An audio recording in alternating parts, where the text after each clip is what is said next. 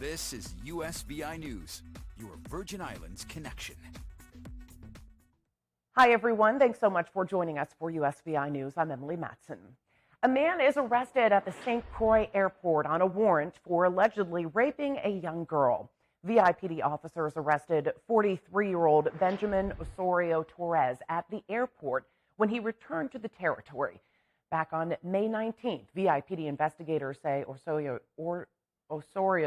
Torres sexually assaulted a minor female in Frederiksted.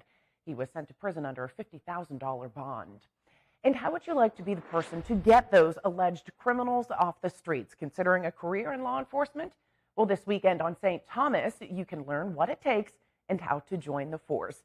VIPD is hosting a meet and mingle on Saturday, June 11th at West Zanzibar Bar Lounge Grill from 6 to 10 p.m.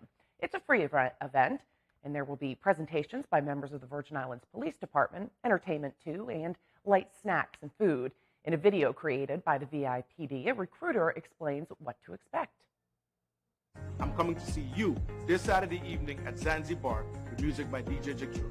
If you're looking for career in law enforcement, now is the time. We're offering big incentives. Saturday evening from 6 to 10 p.m. Dress code semi-casual. Meet me at our meet and mingle mixer. Food, drinks, music, and a bright future for all Virgin Islanders. See you there. And that is this Saturday. The Virgin Islands Economic Crimes Unit arrests a couple of people on separate investigations of fraud. Take a look. This guy's charged with allegedly stealing money from a nonprofit organization.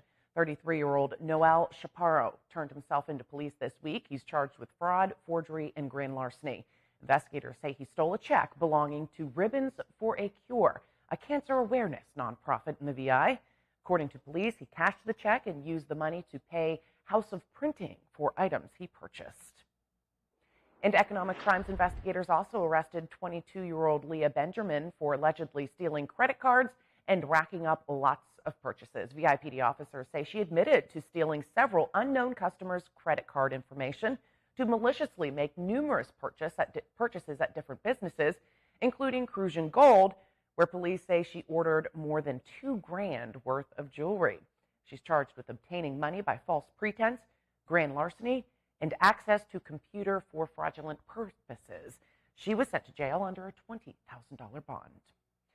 Carnival season is in full swing, especially with St. John Carnival now just a few weeks away. And many Virgin Islanders recently had some carnival action in Atlanta during Memorial Day weekend. Our USVI News' Ali Bourne-Vanek was there for one of the biggest events, the annual Shades of Chocolate VI Picnic. This is the VI Picnic, one of the biggest events of the year. As you can see, there are so many people here, and I have been bumping into many familiar faces. I could actually feel the Virgin Islands love. I could feel the Caribbean love. It's Virgin Islanders feel good to know that the Department of Tourism is actually here representing.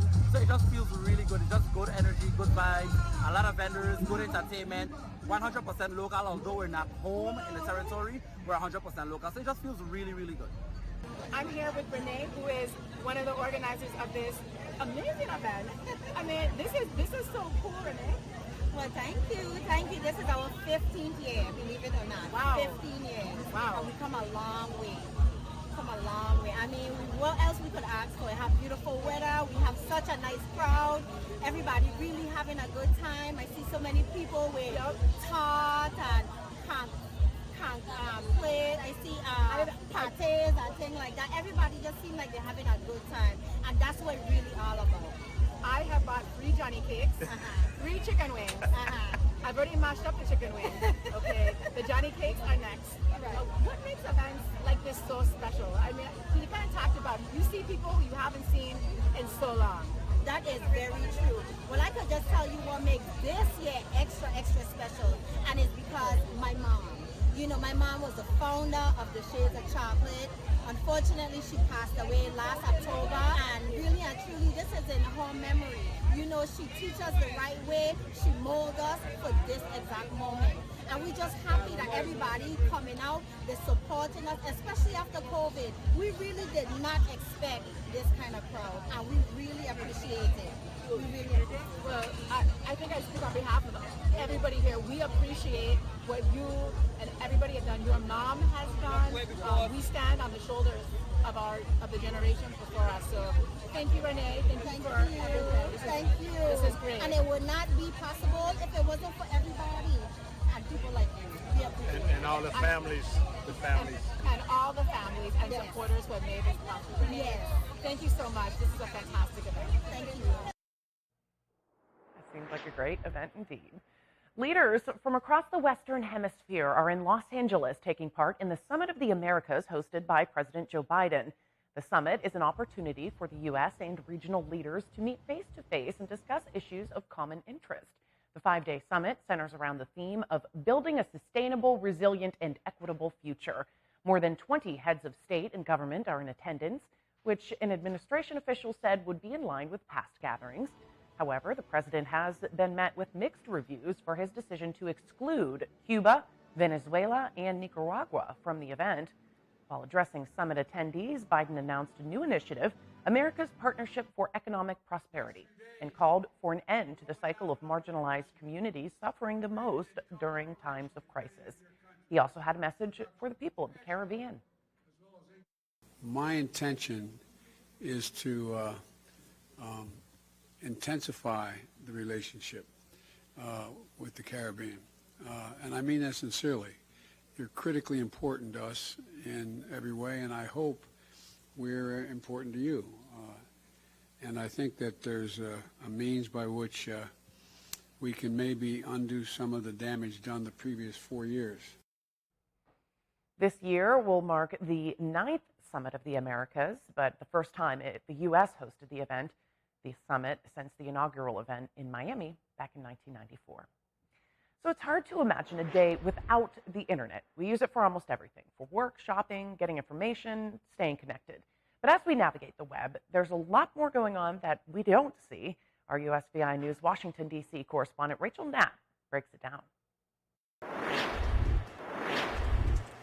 Consumers are increasingly being tracked in a number of different ways. Susan Grant is a senior fellow with the Consumer Federation of America, a nonprofit association of consumer organizations. She focuses on the issue of consumer privacy, which is the handling and protection of personal information given by the customers and how companies and third-party data agencies collect, store, and use that information. These companies can gather a range of info about you, like your name, address, your purchase history, your computer's IP address, which websites you visit, and even the apps you use. When an advertiser wants to find the right audience for its products and services, there are a lot of middlemen involved. The companies that, for instance, lurk on websites to follow consumers around, to see what they're reading, what they're buying, and what they're interested in, and then follow them from website to website in order to profile them, make money by saying to advertisers, we can help deliver an ad to somebody on a website somewhere who's likely to be interested in your products or services. Businesses argue that they use this information to improve customer experience by modifying their digital presence, goods, or services to better suit the current marketplace and change up their marketing strategy to target those who are more likely to engage. And that can seem relatively benign, but even then, an ad that's delivered to you on your phone or on your computer, or even that you get in the mail, may offer you one particular deal based on profiling you. Somebody else might be offered a quite different deal from the same company. The Federal Trade Commission is supposed to oversee privacy and security enforcement and can initiate privacy cases if a company is using unfair and deceptive acts and practices in the marketplace. The FTC declined to interview with us, but Grant says the FTC falls short on consumer privacy protections because they really need to set the rules on what kind of information can be collected and how it's used by companies. But in the meantime, she encourages state legislatures, even Congress, to look into strengthening privacy laws. But it might not be an easy task. And there are a lot of very powerful interests that want to ensure that whatever state legislatures do, it doesn't interfere with their current business practices. That was our Rachel Knapp reporting. And as we continue to use the internet, Grant encourages people to check the service's privacy policy to see what information they're collecting on you and who they're sharing that information with.